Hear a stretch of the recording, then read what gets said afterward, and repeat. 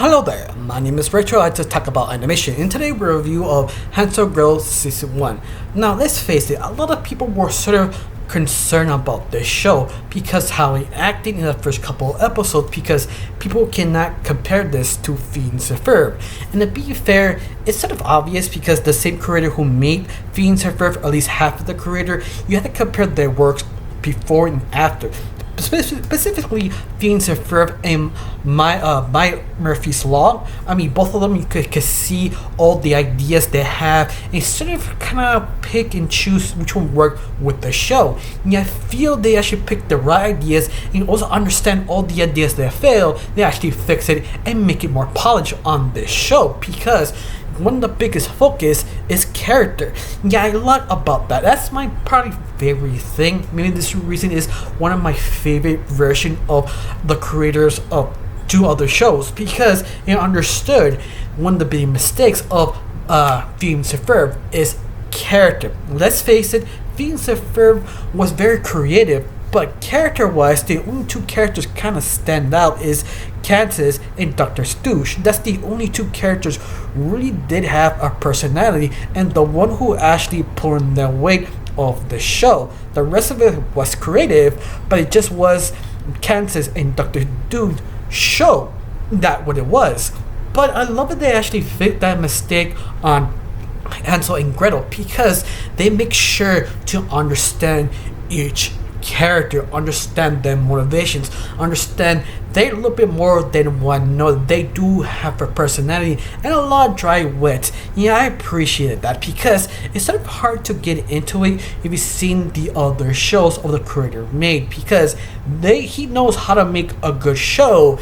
It's like execution of character, drama, or connecting things. If you see Molly Murphy Law, you've seen that show and you see how everything went down instead of crash and burn. You understand what I mean. Sort of kind of making things work of drama and just falling apart. But once again, I feel this is why they actually make twice as sure to make you care about the characters. In my opinion, they actually well execute the idea because you follow Hansel or Gretel, especially Kevin, who is basically the heart of the team, question himself that what he brings in the team, he wants to protect his sister and his sister want to protect him.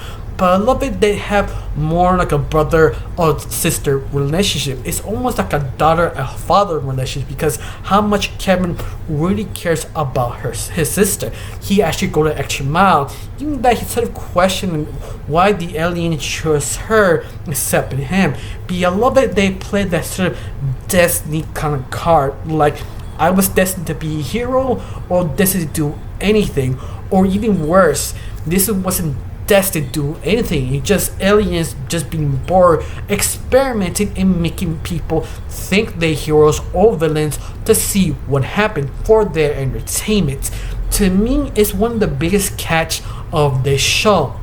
Questioning each character, specifically villains who turn to be evil given these powers, questioning themselves why they have this power and what to do with them. Most of them did it because they were told to be evil. Some of them just was born because the first time actually have a thought and decide just to be evil. It's sort of question why Hansel and Gretel was chosen. Was accidental, just messing around, or what is it?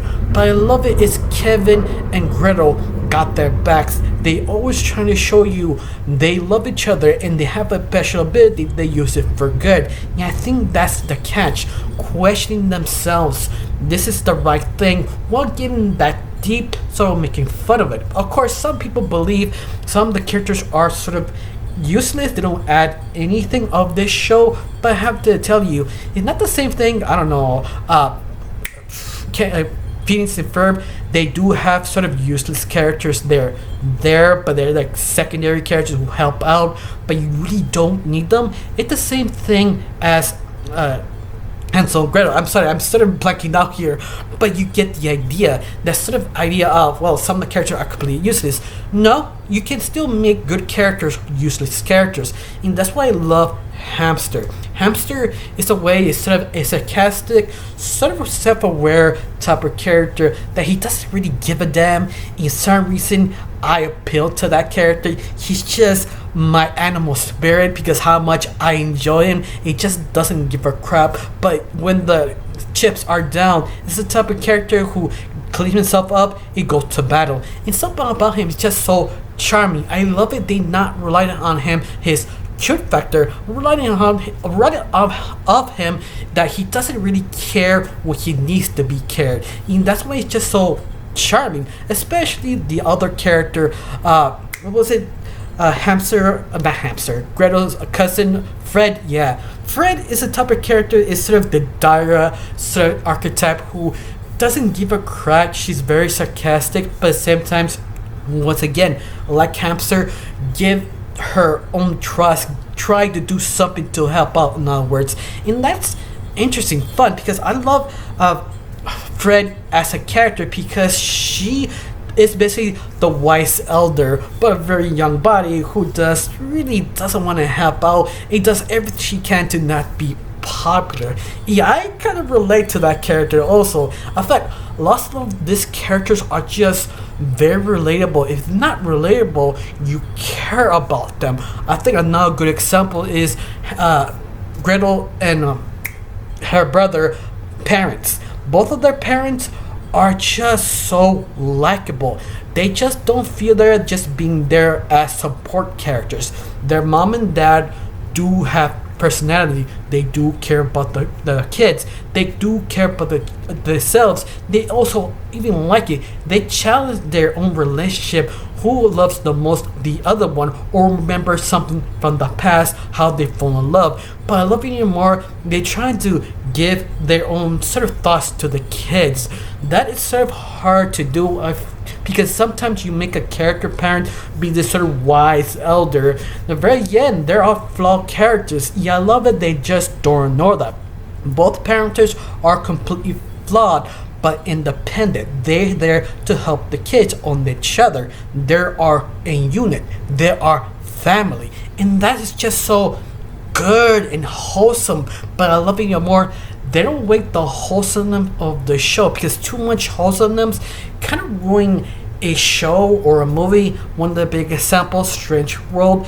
A good movie is just too wholesome for its own good. You need drama, more drama, not overexcited, just enough to feel the wholesomeness sort of worth it. And I think that's one of the biggest flaws of that movie. Some people think it's boring. It's just a little bit too wholesome, and that's it. That's the biggest sin of the film. And I feel Hansel and Gretel balanced the idea and the show so great. Especially all the villains. Each villain I feel is just so creatively fun, even dumb. In fact, the whole show reminds me of Batman 66. All the self-awareness, the weirdness, the campiness, but done 90% well executed. Because let's face it, 10% is sort of up, especially the first episode.